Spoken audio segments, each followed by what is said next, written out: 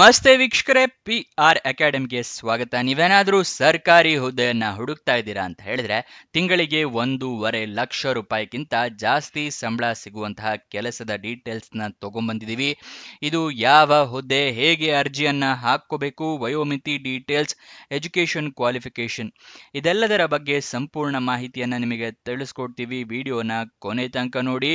Video ಶುರು ಮಾಡೋಕ್ಕೂ ಮುಂಚೆ ಇನ್ನು ನಮ್ಮ ಚಾನಲ್ ಸಬ್ಸ್ಕ್ರೈಬ್ ಆಗಿಲ್ಲ ಅಂತ ಹೇಳಿದ್ರೆ ಇವಾಗಲೇ ಸಬ್ಸ್ಕ್ರೈಬ್ ಆಗಿ. ಪ್ರತಿದಿನನೂ ಗೌರ್ನಮೆಂಟ್ ಜಾಬ್ ಡೀಟೇಲ್ಸ್ನ ನಿಮಗೆ ತಲುಪಿಸ್ತೀವಿ. ಹಾಗೆ ಅದರ ಪಕ್ಕದಲ್ಲೇ ಇರೋ ಬೆಲ್ಲೈಕನ್ನ ಕೂಡ ಪ್ರೆಸ್ ಮಾಡಿ. ವಿಡಿಯೋ ಅಪ್ಲೋಡ್ ಆಗಿದ ತಕ್ಷಣ ನಿಮಗೆ ನೋಟಿಫಿಕೇಶನ್ ಬರುತ್ತೆ. ಆದಷ್ಟು ಬೇಗ ಅರ್ಜಿಯನ್ನ ಹಾಕಬಹುದು. ಇವಾಗ ಯಾವುದೇ ತಡ ಇಲ್ಲದೆ ವಿಡಿಯೋನ ಶುರು ಮಾಡೋಣ. ಇದು ಆಧಾರ್ ಕಾರ್ಡ್ ಇಶ್ಯೂ ಮಾಡುವಂತಹ ಇಲಾಖೆಯ ಹುದ್ದೆಯಾಗಿದೆ. ಯಾವ ಡಿಪಾರ್ಟ್ಮೆಂಟ್ ಅದು ಅಂತ ಹೇಳಿದ್ರೆ UIDAI ಅಂತ ಹೇಳ್ತೀವಿ. ಅಂದರೆ ಯೂನಿಕ್ ಐಡೆಂಟಿಫಿಕೇಶನ್ ಅಥಾರಿಟಿ ಆಫ್ ಇಂಡಿಯಾದವರೇ ಆಧಾರ್ ಕಾರ್ಡ್ನ ಮಾಡೋದು. ಅವರೇ ಆಧಾರ್ ಕಾರ್ಡ್ನ ಇಡೀ ನಮ್ಮ ಇಂಡಿಯಾ ಸಿಟಿಸನ್ಸ್ಗೆ ಇಶ್ಯೂ ಕೂಡ ಮಾಡೋದು. ಅಂಥವರು 6 ಹುದ್ದೆಗೆ ಅರ್ಜಿಯನ್ನ ಕರೆದಿದ್ದಾರೆ. ಉದ್ಯೋಗ ಸ್ಥಳ ಬೆಂಗಳೂರು, ಕರ್ನಾಟಕ. ಗೊತ್ತಾಯ್ತಲ್ವಾ? ಸ್ಯಾಲ್ರಿ ಎಷ್ಟಿದೆ ಅಂತ ನೋಡೋದಾದ್ರೆ 35,400 ರೂಪಾಯಿಂದ ಹಿಡಿದು 1,51,100 ರೂಪಾಯಿಗಳ ತನಕ ತಿಂಗಳಿಗೆ ಸ್ಯಾಲ್ರಿ ಇರುವಂತಹ ಜಾಬ್ ಇದಾಗಿದೆ. ನೆಕ್ಸ್ಟ್, ಇದಕ್ಕೆ ಯಾವ್ಯಾವ ಹುದ್ದೆ ಖಾಲಿ ಇದೆ, ಎಷ್ಟೆಷ್ಟು ಅಂತ ನೋಡೋದಾದ್ರೆ ಪ್ರೈವೇಟ್ ಸೆಕ್ರೆಟರಿ ಹುದ್ದೆ 1 ಖಾಲಿ ಇದೆ. ಅಸಿಸ್ಟೆಂಟ್ ಅಕೌಂಟ್ಸ್ ಆಫೀಸರ್ ಹುದ್ದೆ 1 ಖಾಲಿ ಇದೆ. ಅಸಿಸ್ಟೆಂಟ್ ಟೆಕ್ನಿಕಲ್ ಆಫೀಸರ್ ಹುದ್ದೆ 4 ಖಾಲಿ ಇರುತ್ತೆ. ಟೋಟಲ್ 6 ಹುದ್ದೆ ಖಾಲಿ ಇದೆ. ನೆಕ್ಸ್ಟ್, ಇದರ ವಯೋಮಿತಿಯ ಡೀಟೇಲ್ಸ್ನ ತಿಳ್ಕೊಳ್ಳೋದಾದ್ರೆ 56 ವರ್ಷದವ್ರ ತನಕನೂ ಅರ್ಜಿಯನ್ನ ಹಾಕೋಬಹುದು. 56ಕ್ಕಿಂತ ಕಮ್ಮಿ ಇದ್ರೂ ಹಾಕೋಬಹುದು. ಜಾಸ್ತಿ ಇದ್ರೆ ಹಾಕೊಳ್ಳೋದಕ್ಕಾಗೋದಿಲ್ಲ ಅಷ್ಟೇ. 56 ನಡೀತಾ ಇದ್ರೂ ಕೂಡ ಏನು ತೊಂದರೆ ಇಲ್ಲ, ಅರ್ಜಿ ಹಾಕೋಬಹುದು. ವಯೋಮಿತಿಯ ಸಡಿಲಿಕೆಯನ್ನ ಅವರು ಕೊಟ್ಟಿರೋದಿಲ್ಲ. ಯಾವ್ಯಾವ ಹುದ್ದೆಗೆ ಎಷ್ಟೆಷ್ಟು ಸ್ಯಾಲ್ರಿ ಇದೆ ಅಂತ ತಿಳ್ಕೊಳ್ಳೋದಾದ್ರೆ ಪ್ರೈವೇಟ್ ಸೆಕ್ರೆಟರಿ ಮತ್ತೆ ಅಸಿಸ್ಟೆಂಟ್ ಅಕೌಂಟ್ಸ್ ಆಫೀಸರ್ ಹುದ್ದೆಗೆ 47,600 ರೂಪಾಯಿಂದ ಹಿಡಿದು 1,51,100 ರೂಪಾಯಿ. ಅಸಿಸ್ಟೆಂಟ್ ಟೆಕ್ನಿಕಲ್ ಆಫೀಸರ್ ಹುದ್ದೆಗೆ 35,400 ರೂಪಾಯಿಂದ ಹಿಡಿದು 1,12,400 ರೂಪಾಯಿ ತನಕ ಸ್ಯಾಲ್ರಿ ಇರುತ್ತೆ.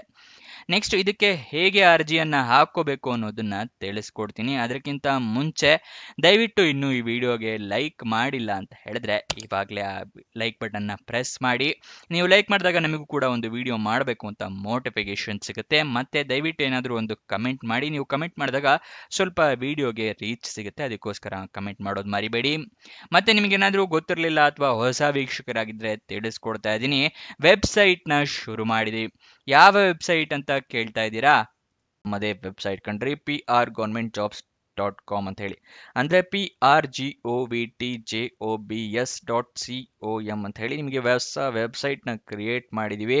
ಇದರ ಲಿಂಕು ಡಿಸ್ಕ್ರಿಪ್ಷನ್ ಮತ್ತೆ ಕಮೆಂಟ್ ಬಾಕ್ಸ್ನಲ್ಲಿ ಕೊಟ್ಟಿದ್ವಿ. ಏನಕ್ಕೆ ವೆಬ್ಸೈಟ್ ಕ್ರಿಯೇಟ್ ಮಾಡಿದ್ದೀವಿ ಅಂದರೆ ಯೂಟ್ಯೂಬ್ನಲ್ಲಿ 2 ರಿಂದ 3 ಜಾಬ್ ಡೀಟೇಲ್ಸ್ ತಿಳಿಸ್ಕೊಡ್ಬೋದು ಪ್ರತಿದಿನಕ್ಕೆ. ಆದರೆ ವೆಬ್ಸೈಟ್ ಕ್ರಿಯೇಟ್ ಮಾಡಿದರೆ ಪ್ರತಿದಿನಕ್ಕೆ ಹಲವಾರು ಜಾಬ್ ಡೀಟೇಲ್ಸ್ನ ತಿಳಿಸ್ಕೊಡ್ಬೋದು ಅಂತೇಳಿ ಕ್ರಿಯೇಟ್ ಮಾಡಿದ್ವಿ. ಇದನ್ನ ಸದುಪಯೋಗ ಪಡಿಸ್ಕೊಳ್ಳಿ. ಅದರ ಕಮೆಂಟ್ ಬಾಕ್ಸು ಅಥವಾ ಡಿಸ್ಕ್ರಿಪ್ಷನ್ ಇಂದ ಕ್ಲಿಕ್ ಮಾಡಿದ್ರೆ ಈ ರೀತಿ ಒಂದು ಪೇಜ್ ಓಪನ್ ಆಗುತ್ತೆ ನಮ್ಮ ವೆಬ್ಸೈಟ್ದು. ಇಲ್ಲಿ ಕರ್ನಾಟಕ ಗೌರ್ಮೆಂಟ್ ಜಾಬ್ಸು, ಇಲ್ಲಿ central government 10th pass 12th pass degree jobs, ಈ ಥರ ಹಲವಾರು ಕೆಟಗರಿಯ ಜಾಬ್ಸ್ ಇದೆ. ನಿಮ್ಮ ಎಜುಕೇಷನ್ ಕ್ವಾಲಿಫಿಕೇಷನ್ಗೆ ಯಾವ್ದು ಸೂಟ್ ಆಗುತ್ತೆ ನೋಡಿ ಅದನ್ನು ಕ್ಲಿಕ್ ಮಾಡ್ಕೊಳ್ಳಿ.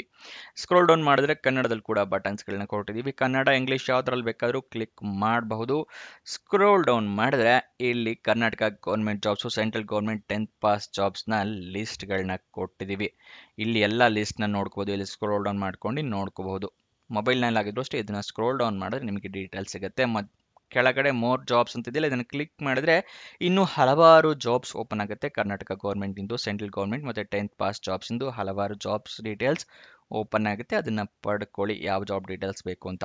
ಆದರೆ ನೀವು ಕೇಳ್ಬೋದು, ಈ ವೆಬ್ಸೈಟ್ನಲ್ಲಿ ಜಾಬ್ ಡೀಟೇಲ್ಸ್ ಅಪ್ಲೋಡ್ ಆಗಿದ ತಕ್ಷಣ ನಿಮಗೆ ಹೇಗೆ ಗೊತ್ತಾಗುತ್ತೆ ಅಂತ ಹೇಳಿದ್ರೆ ನಾವು ನಿಮಗೆ ವಾಟ್ಸಪ್ ಮತ್ತು ಟೆಲಿಗ್ರಾಮ್ ಚಾನಲ್ನಿಂದ ಲಿಂಕ್ನ ಪ್ರೊವೈಡ್ ಮಾಡ್ತೀವಿ. ಸೊ ಅದನ್ನು ಫಾಲೋ ಮಾಡಿ. ಡಿಸ್ಕ್ರಿಪ್ಷನ್ನು ಮತ್ತು ಕಮೆಂಟ್ ಬಾಕ್ಸ್ನಲ್ಲಿ ಈ ಸೋಷಿಯಲ್ ಮೀಡಿಯಾ ಚಾನಲ್ಸ್ನ ಲಿಂಕ್ ಕೊಟ್ಟಿದ್ದೀನಿ ಡಿಸ್ಕ್ರಿಪ್ಷನ್ನಲ್ಲಿ. ಅಲ್ಲಿಂದ ಕ್ಲಿಕ್ ಮಾಡಿದ್ರೆ ನೀವು ಟೆಲಿಗ್ರಾಮ್ನ ಜಾಯ್ನ್ ಆಗ್ಬೋದು. ಅಲ್ಲಿಂದನೇ ಕ್ಲಿಕ್ ಮಾಡಿ ವಾಟ್ಸಪ್ ಚಾನಲ್ನ ಕೂಡ ಜಾಯ್ನ್ ಆಗ್ಬೋದು.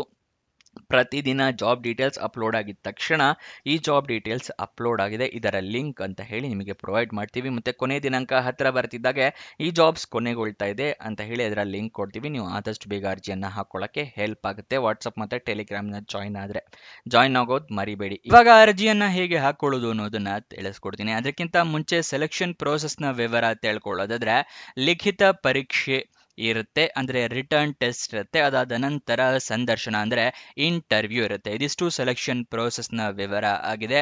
ಅರ್ಜಿಯನ್ನ ನೀವು ಆಫ್ಲೈನ್ ಮೂಲಕ ಹಾಕೋಬೇಕಾಗುತ್ತೆ. ಆಫ್ಲೈನ್ ಮೂಲಕ ಅಂತ ಹೇಳಿದ್ರೆ ನಿಮಗೆ ಒಂದು ಅಪ್ಲಿಕೇಶನ್ ಸಿಗುತ್ತೆ, ಅದನ್ನ ಡೌನ್ಲೋಡ್ ಮಾಡ್ಕೊಂಡು ಪ್ರಿಂಟ್ಔಟ್ ತೊಗೊಂಡು ಅದರಲ್ಲಿ ಎಲ್ಲ ಡೀಟೇಲ್ಸ್ನ ಫಿಲಪ್ ಮಾಡಿ ಅದರ ಜೊತೆಗೆ ಡಾಕ್ಯುಮೆಂಟ್ಸ್ನೆಲ್ಲ ಅಟ್ಯಾಚ್ ಮಾಡಿ ಒಂದು ಅಡ್ರೆಸ್ಸಿಗೆ ಕಳಿಸ್ಕೊಡ್ಬೇಕು. ಇದನ್ನ ಆಫ್ಲೈನ್ ಮೂಲಕ ಅರ್ಜಿ ಹಾಕೋದು ಅಂತ ಹೇಳ್ತಾರೆ. ನೀವು ಹೇಗೆ ಕಳಿಸ್ಕೊಡ್ಬೋದು ಅಂತ ಹೇಳಿದ್ರೆ ಪೋಸ್ಟ್ ಮುಖಾಂತರ, ಅಂದರೆ ರಿಸ್ಟ್ ಪೋಸ್ಟ್, ಸ್ಪೀಡ್ ಪೋಸ್ಟ್ ಮುಖಾಂತರ ಕಳಿಸ್ಕೊಡ್ಬೋದು, ಇಲ್ಲಾಂದರೆ ಕೊರಿಯರ್ ಮೂಲಕ ಕಳಿಸ್ಕೊಡ್ಬೋದು, ಇಲ್ಲ ಅಡ್ರೆಸ್ ಹತ್ತಿರ ಇದೆ ಅಂದರೆ ನೀವೇ ಖುದ್ದಾಗಿ ಹೋಗಿ ಕೂಡ ಕೊಡ್ಬೋದು.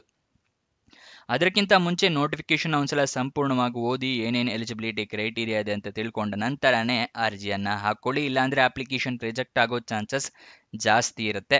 ನೆಕ್ಸ್ಟ್ ನಿಮಗೆ ನೋಟಿಫಿಕೇಶನ್ ಅಪ್ಲಿಕೇಶನ್ ಫಾರಮ್ ಎರಡೂ ಕೂಡ ಹೇಗೆ ಡೌನ್ಲೋಡ್ ಮಾಡಬೇಕು ಅನ್ನೋದನ್ನ ಇದೇ ವಿಡಿಯೋದಲ್ಲಿ ನಿಮಗೆ ಮುಂದೆ ತಿಳಿಸ್ಕೊಡ್ತೀವಿ. ಅಪ್ಲಿಕೇಶನ್ ಫಾರಮ್ ಫಿಲಪ್ ಮಾಡೋಕ್ಕಿಂತ ಮುಂಚೆ ಎಲ್ಲ ಡಾಕ್ಯುಮೆಂಟ್ಸ್ನ ರೆಡಿ ಇಟ್ಕೊಳ್ಳಿ. ಹಾಗೆ ಇಮೇಲ್ ಐ ಡಿ, ಮೊಬೈಲ್ ನಂಬರ್ನ ಕರೆಕ್ಟಾಗಿ ಮೆನ್ಷನ್ ಮಾಡಿ. ನಿಮಗೇನಾದರೂ ಜಾಬ್ ಸಿಕ್ಕಿದ್ರೆ ಇಮೇಲ್ ಅಥವಾ SMS ಮುಖಾಂತರ ಅವರು ತಿಳಿಸ್ಕೊಡ್ತಾರೆ. ಯಾವ್ಯಾವ ಡಾಕ್ಯುಮೆಂಟ್ಸ್ ಬೇಕು ಅಂತ ಹೇಳ್ತಾ ಇದ್ದೀನಿ. ಮೊದಲನೇದಾಗಿ ID ಪ್ರೂಫ್ ಬೇಕಾಗುತ್ತೆ, ಆಧಾರ್ ಕಾರ್ಡ್ ಅಥವಾ ವೋಟರ್ ID. ನೆಕ್ಸ್ಟು ನಿಮ್ಮ ಏಜ್ ಪ್ರೂಫ್ಗೆ SSLC ಮಾರ್ಕ್ಸ್ ಕಾರ್ಡ್ ಅಥವಾ ಡೇಟ್ ಆಫ್ ಬರ್ತ್ ಸರ್ಟಿಫಿಕೇಟ್ ಬೇಕಾಗುತ್ತೆ. ನೆಕ್ಸ್ಟು ಎಜುಕೇಷನ್ ಕ್ವಾಲಿಫಿಕೇಷನ್ಗೆ ನಿಮ್ಮ ಮಾರ್ಕ್ಸ್ ಕಾರ್ಡು, ಸರ್ಟಿಫಿಕೇಟ್ಸು ಎಲ್ಲ ಬೇಕಾಗುತ್ತೆ. ಗೊತ್ತಾಯ್ತಲ್ವಾ? ಮತ್ತೆ ರೆಸ್ಯೂಮನ್ನು ಕೂಡ ರೆಡಿ ಮಾಡಿ ಇಟ್ಕೊಂಡಿರಿ. ಅರ್ಜಿಯಲ್ಲಿ ಕೇಳಿದ್ರೆ ಅಟ್ಯಾಚ್ ಮಾಡ್ಬೋದು, ಇಲ್ಲಾಂದರೆ ಬೇರೆ ಹುದ್ದೆಗಳಿಗೆ ಉಪಯೋಗ ಆಗುತ್ತೆ. ಮತ್ತೆ ಅರ್ಜಿಯಲ್ಲಿ ಎಲ್ಲ ಡೀಟೇಲ್ಸ್ ಕರೆಕ್ಟ್ ಇದೆಯಾ ಅಂತ ನೋಡ್ಕೊಂಡು ನಂತರನೇ ಅರ್ಜಿಯನ್ನು ಸೆಂಡ್ ಮಾಡಿ. ಇಲ್ಲ ಅಂತ ತಪ್ಪಾಗಿದ್ದರೆ ತಿದ್ದುಪಡಿ ಮಾಡೋದಕ್ಕೆ ಹೋಗ್ಬೇಡಿ, ಹೊಸ ಅಪ್ಲಿಕೇಶನ್ನ ಫಿಲಪ್ ಮಾಡಿ ಕಳಿಸ್ಕೊಡಿ. ನೀವು 27 ಅಕ್ಟೋಬರ್ 2025 ಒಳಗಡೆ ಅರ್ಜಿ ತಲುಪೋ ಥರ ವ್ಯವಸ್ಥೆ ಮಾಡ್ಕೋಬೇಕಾಗುತ್ತೆ. ಯಾವ ಅಡ್ರೆಸ್ಸಿಗೆ ಅಂತ ಹೇಳಿ ತಿಳಿಸ್ಕೊಡ್ತಾ ಇದ್ದೀನಿ.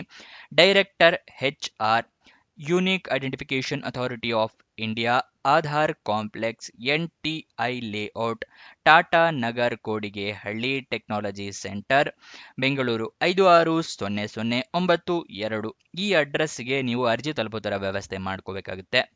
ಅಪ್ಲಿಕೇಶನ್ ಓಪನ್ ಆಗಿದ್ದ ದಿನಾಂಕ 4 ನವೆಂಬರ್ 2024ಕ್ಕೆ ಓಪನ್ ಆಗಿತ್ತು. ಅದಾದ ನಂತರ ನಿಮಗೆ ಜನವರಿಗೆ ಎಕ್ಸ್ಟೆಂಡ್ ಮಾಡ್ತಾರೆ. ಜನವರಿಯಿಂದ ಮತ್ತೆ ಎಕ್ಸ್ಟೆಂಡ್ ಮಾಡಿ ಇವಾಗ 27 ಅಕ್ಟೋಬರ್ ತನಕ ಇವಾಗ ನಿಮಗೆ ಅವಕಾಶವನ್ನು ಕೊಟ್ಟಿದ್ದಾರೆ. ಆದಷ್ಟು ಅರ್ಜಿಯನ್ನು ಹಾಕ್ಕೊಳ್ಳಿ.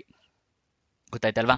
ನೆಕ್ಸ್ಟ್ ಅಫಿಷಿಯಲ್ ನೋಟಿಫಿಕೇಶನ್ ಮತ್ತೆ ಡೌನ್ಲೋಡ್ ಮಾಡ್ಕೊಳ್ಳೋದು ಹೇಗೆ ಅಂತ ತಿಳಿಸ್ಕೊಡ್ತೀನಿ ಅಂತ ಹೇಳಿದ್ನಲ್ಲ, ಅದನ್ನು ತಿಳಿಸ್ಕೊಡ್ತಾ ಇದ್ದೀನಿ.